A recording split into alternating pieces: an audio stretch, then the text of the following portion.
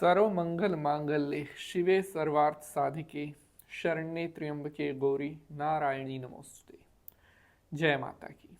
आज के टाइम में सबसे ज़्यादा प्रश्न आता है कि पंडित जी, हमारे घर में पितृदोष लगा हुआ है और जिसकी वजह से हम बहुत परेशान हो रहे हैं।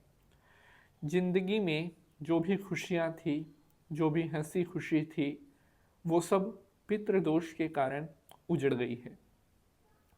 लेकिन हम 7 भाई हैं, हमें छोड़कर, यानी कि हमारे अलावा बाकी के जो 6 भाई हैं, उनके जीवन में कोई भी कष्ट, कोई भी पीड़ा, कोई दुख, कोई दरिद्र, कोई संकट नहीं है।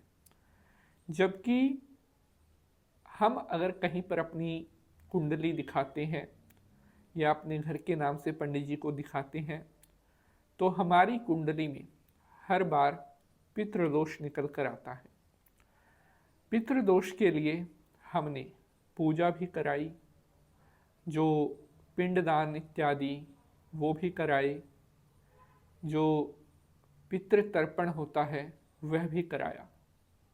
लेकिन किसी भी पूजा के करवाने का कोई भी लाभ हमें नहीं मिला।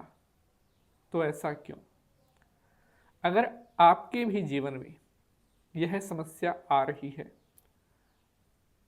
आप भी पितृदोष के कारण आपकी लाइफ को बर्बाद होता हुआ देख रहे हैं, तो आज का यह एपिसोड आपके लिए एक ऐसा एपिसोड होने वाला है जो आपकी जिंदगी को बचा सकता है। आज मैं आपको कुछ ऐसा अनसुलझा रहस्य, एक ऐसा अबोध सत्य बताने वाला हूं, जिसको जानने के बाद आप ताउम्र पितृदोष की पीड़ा से बच जाओगे। आपका कितना ही पुराना पितृदोष हो, चाहे आज तक आपने कोई उपाय, पूजा पाठ किया नहीं किया, लेकिन ये मैं आपको जो आज बताने वाला हूँ, इसको करने के बाद हमेशा हमेशा के लिए आपका पितृदोष शांत हो जाएगा। क्यों? क्योंकि पहले आपको मैं ये भी बताऊंगा कि 7 भाई होने के बाद भी पितृदोष सबसे ज़्यादा आपको ही परेशान क्यों कर रहा है।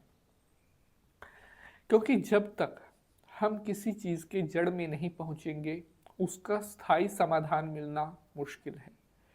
एक एग्जाम्पल लीजिए, एक पौधा है, वो पौधा सूख रहा है, आप उसके ऊपर दवाई डाल रहे हैं, उसको पानी भी दे रहे हैं, लेकिन जो प्रॉब्लम है जड़ जड़ में उसको जो चीज़ मिलनी चाहिए, कोई दवाई, कोई खाद, वो उसको नहीं मिल पा रही है। क्या वह पौधा हरा हो पाएगा? नहीं। इसीलिए पितृदोष एक ऐसी समस्या है, अगर इसे जड़ से ना पकड़ा जाए तो यह वापस लौट कर जरूर आता है और पहले से ज़्यादा भयंकर रूप में आता है।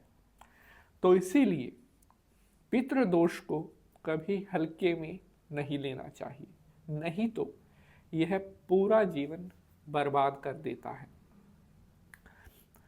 आखिर किस वजह से बार बार आपको ही पितृदोष का श्राप झेलना पड़ रहा है, जबकि आपके अन्य भाई मजे में हैं? यह भी आज आपको पता चलेगा। प्यारे बंधुजनों, मैं पंडित नितिन शास्त्री आपका स्वागत करता हूं। पितृदोष, जैसा कि नाम से ही स्पष्ट होता है, पूर्वजों का हमसे रुष्ट हो जाना, जो कि पितृदोष कहलाता है। जब हमारी जन्म कुंडली के ग्रह अशांत होने लगते हैं, तो हमारा पितृदोष दोबारा लौट लौट कर आएगा। अब आप बात करते हैं कि मेरे अन्य भाई हैं, हमारे परिवार में 7 भाई हैं, 6 भाई बहुत मजे में हैं, ये क्या कारण है? पितृदोष एक पूरे घर का ना होकर सबका अपना अलग अलग भी होता है। वो कैसे कि आपकी कुंडली में जो ग्रह बैठे हैं वो उस पितृदोष की अग्नि में एक तेल डालने जैसा काम करते हैं।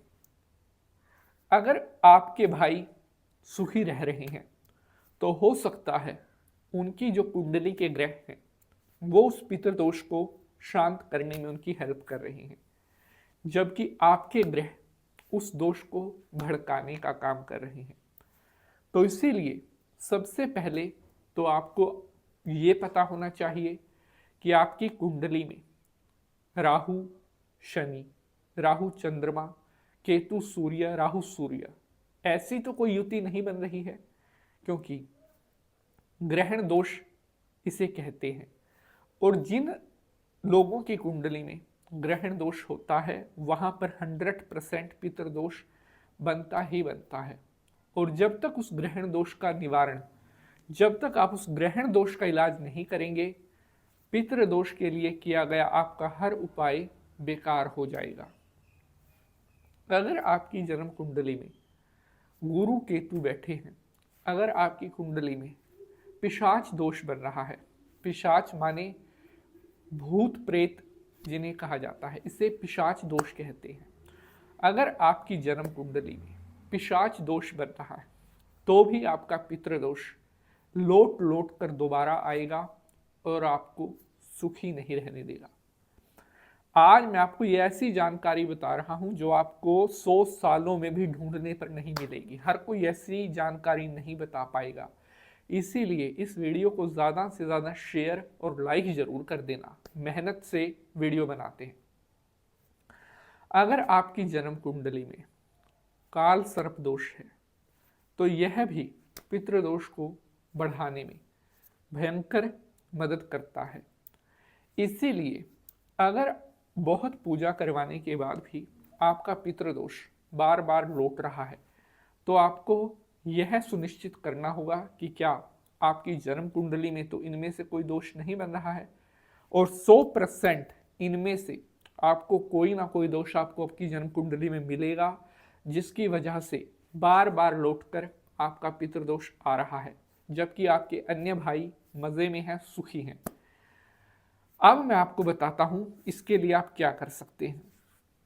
अगर आपका पितृदोष बार बार लौट कर आता है तो सबसे पहले तो ये है कि आप अपने घर पर पितरों की पूजा करवाएं अच्छे से, 3, 4 या 5, जैसा भी आपकी कंडीशन है पैसा खर्च करने की, उस हिसाब से, मतलब जैसी जिसकी क्षमता होती है। ये ज़रूरी नहीं है कि आपने 5 दिन की ही पूजा करवाएं।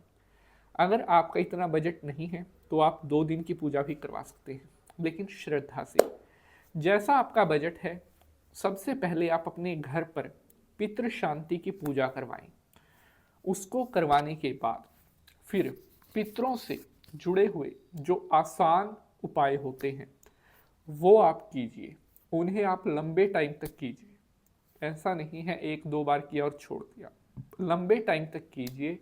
और जैसे आप ये करोगे, भगवान की कृपा से मैं आज आपको एक बात कह रहा हूँ, जीवन में दोबारा कभी आपको पितृदोष का सामना नहीं करना पड़ेगा। अगर आप हमसे पितृदोष के ऊपर कुछ भी जानना चाहते हैं तो डिस्क्रिप्शन बॉक्स में हमारा नंबर दिया गया है, वहाँ पर फ़ोन करके आप अपनी सारी समस्या जान सकते हैं। Like, share and subscribe. Her her Mahadev.